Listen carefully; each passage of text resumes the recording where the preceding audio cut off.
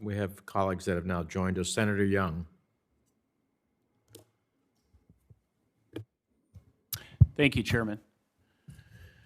Ms. Stroud, as you know, Senator Kaine and I have been working to repeal the 1991 and 2002 authorizations for the use of military force. And my understanding is that Operation Inherent Resolve does not rely on either of these two justifications. Rather, it is authorized pursuant to the 2001 AUMF. Is that accurate? Yes, Senator, that is accurate. Okay. And so I just want to confirm my understanding.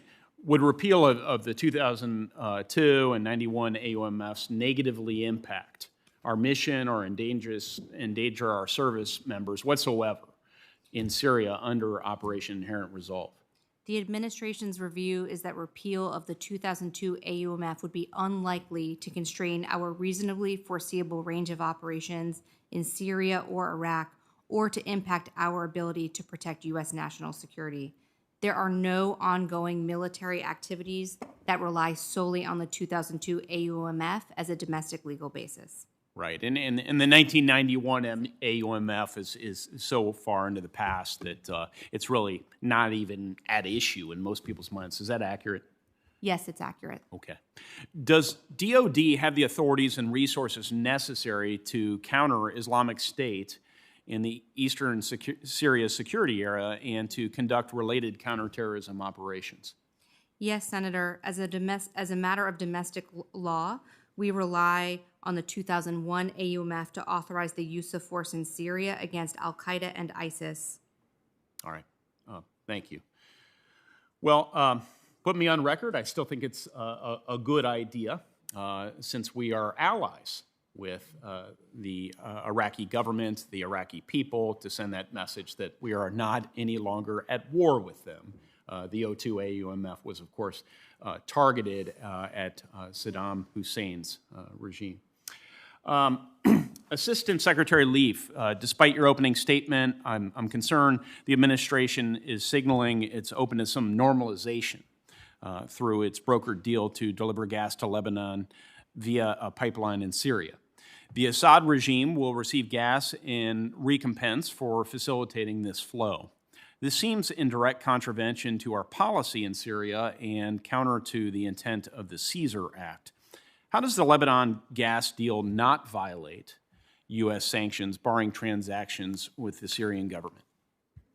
Senator, thank you for that question, and it's a great opportunity to lay out what we are intending, or what we are hoping to do through this prospective arrangement. And I would just stress that no decisions have been made because no contracts have been finalized. So there is a process underway right now. But let me start by saying there's a process underway right now to finalize those contracts between the various governments.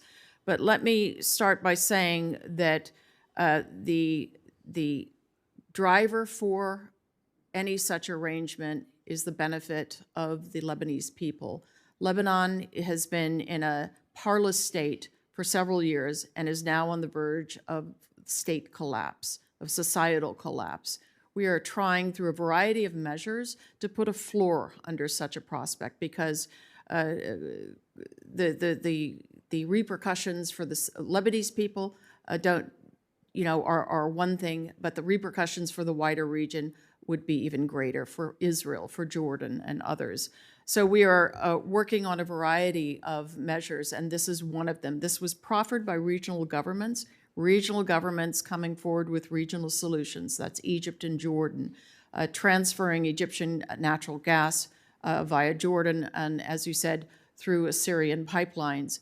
There is, as we understand it, there is no cash transfer of any kind to the Syrian government. It would be in kind, and I would stress the Lebanese people have about 2 hours of electricity today. Sure. It would be a matter of minutes of power provided to I don't have a lot of time I'm left, sorry. So it's your belief, because you alluded to our allies and having done this in consultation with at least some of the regional allies.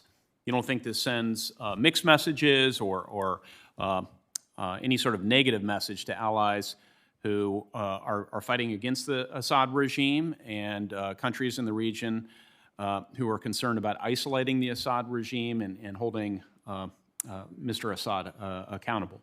Senator, I think people are very clear who this is intended for, and I will tell you, the King of Jordan is one of the most concerned of our partners about the prospect of collapse in Lebanon, and he would like to do whatever is possible to mitigate that prospect. Thank you both.